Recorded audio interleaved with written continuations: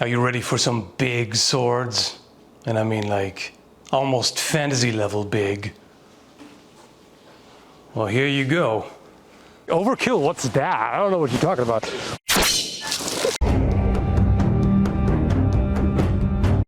Can I even fit this in the frame? I think just about, right? One hell of a chopper, isn't it? This is a Zhan Ma Dao.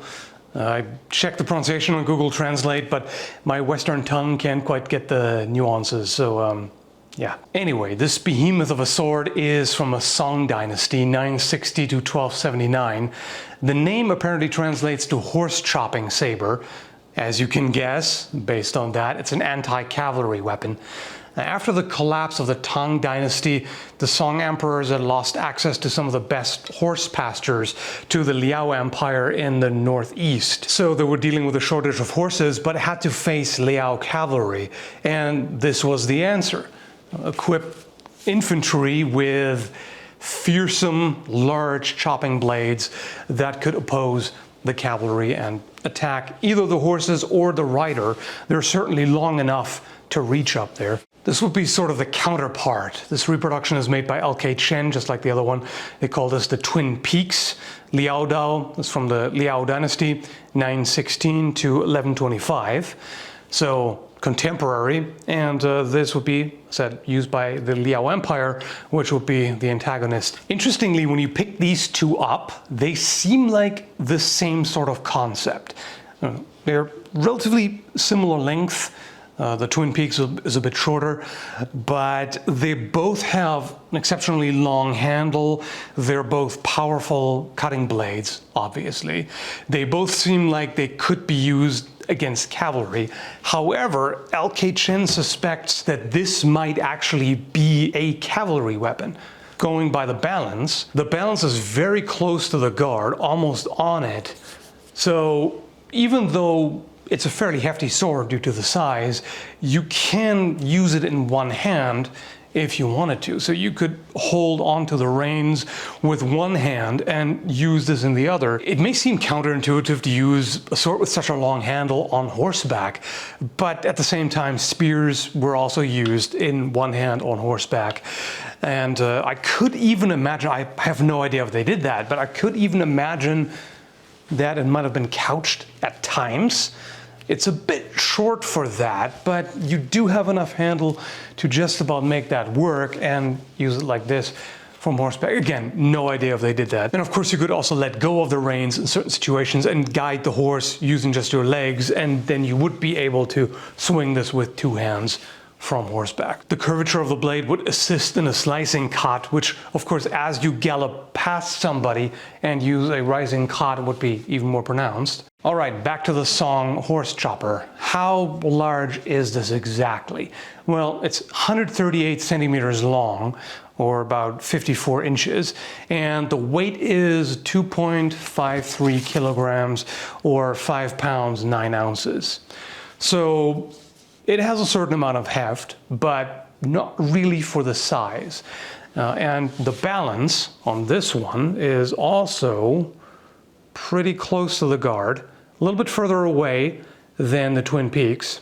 As you can see, it's about here. And so depending on how you hold this, you can either emphasize speed or power. Basically, if you wanted to deliver the most powerful possible cut, you would slide the main hand down, and now you have more leverage to work with. This would be, take more effort to stop and redirect, but you would hit way harder. And if you have the hands far apart, now it's actually pretty fast. So this is in fact deceptively fast. Also, notice this very strong distal taper. Like, it thins out quite a bit toward the point, which again makes it easier to handle, just shifts the balance further back. So even though it's a large sword with a good amount of mass, you are able to perform surprisingly quick cuts. By using a push-pull motion, you can cut forward like this. Again, speed over power in this case, but you are able to stop it, redirect it, change sides, and overall can use this with a lot of agility. The footage from the test cutting I did shows that I didn't really have a good feel for it at that point. Threw that off. Often put too much power into it and swung further than I needed to. It's really not necessary to do this big, massive swing to generate a good amount of power and end up exposing yourself. You can absolutely, by putting the body weight into it, perform a powerful cut that still stops mostly in front of you.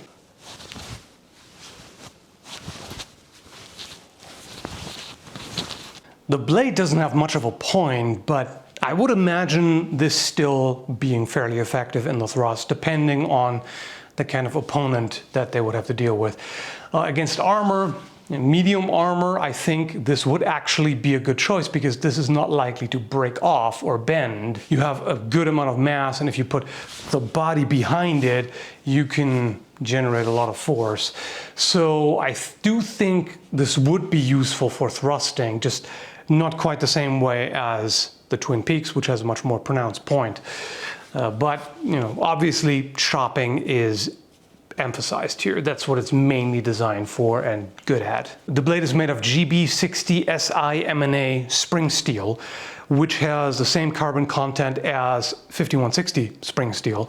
It also anneals and hardens the same way and is tempered at a similar temperature. So overall, it should be reasonably similar and comparable in performance. And the hardness is 56 to 58 HRC, which is quite hard for a sword blade, so shouldn't have to worry about it bending. Also, from the testing I've done, I haven't done anything super crazy, like I didn't do abusive testing simply because I didn't really find it necessary. I mean, if you just look at the size of it, both the width and the thickness of the blade, it would be pretty difficult to damage this. The most you could do is maybe chip the edge, but that also seems unlikely because of the geometry. It's basically a full flat grind from the spine to the edge, and it's a nice, robust, but still high performance cutting edge. There's no visible secondary bevel. All you can see just about is a micro bevel, which of course you always have,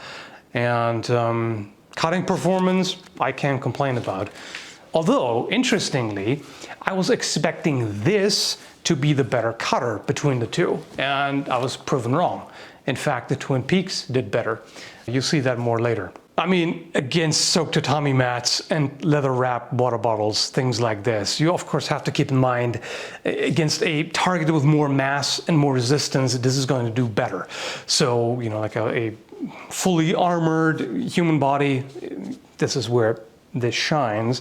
The other one wouldn't do quite as well against armor. Impact force of this will be quite a bit greater. Handling is great. I very much like the shape of this handle. It's wrapped in hemp cord, which is mentioned in a historical source, and it feels excellent in the hand. You have a good amount of traction, and it doesn't feel abrasive in any way. You can feel the edge alignment quite well. And as said, it is surprisingly agile for such a large sword in particular. So very pleased with that. In terms of looks, it's utilitarian. There are no decorations or anything. The guard and ring pommel here at the end are blackened, which is nice. It's not for fancy aristocrats at court to show off with. This is to get work done on the battlefield. So I can definitely appreciate that and quite like it. The fit is great on this. The guard has a remarkably tight fit and hasn't loosened up in any way. In fact, nothing has, and I don't really expect it to. So that's all good. I don't know enough about Chinese history to judge the historical accuracy, but what I can say is that they were working off an original, and based on the pictures, this seems quite close. That's really all I can say. And in terms of handling, I would imagine it's probably also pretty close, again, without having tried the original. I really can't think of anything negative to say about this. Normally I try to find at least nitpicks, but it's pretty difficult. It hasn't failed in any way. It has performed well. It looks good. It handles well. Really, the only thing is the sheath is a bit underwhelming. It's made of synthetic leather, and yeah, it's a sheath. It's not a scabbard. It doesn't have a wood core. It's just about the simplest cover you can have. Like, there's no belt attachment or anything. This is really just to give it some protection as you're storing it. That's it. So it's better than nothing, but that's about it. All right, so the Twin Peaks Liao Dao. This one is a little bit shorter. It's about 127 centimeters or 50 inches. And the weight is 2.26 kilograms or right about 5 pounds. The blade is made of the same steel. Obviously quite a different blade shape. Not only is it curved, it's also a more complex shape. You know, the other one is just very simple, straight. This has these two peaks in the spine, hence the name, I imagine, Twin Peaks. The guard seems to be a little bit larger on this. It has this large, solid pommel. I'm not quite sure what to call this. Compared to what I'm used to, this is quite odd. It can get a little bit in the way if you hold it all the way down. At least the corners dig into your hand, and on impact it can be rather unpleasant, but of course you don't have to. You can just place the hand just slightly further up.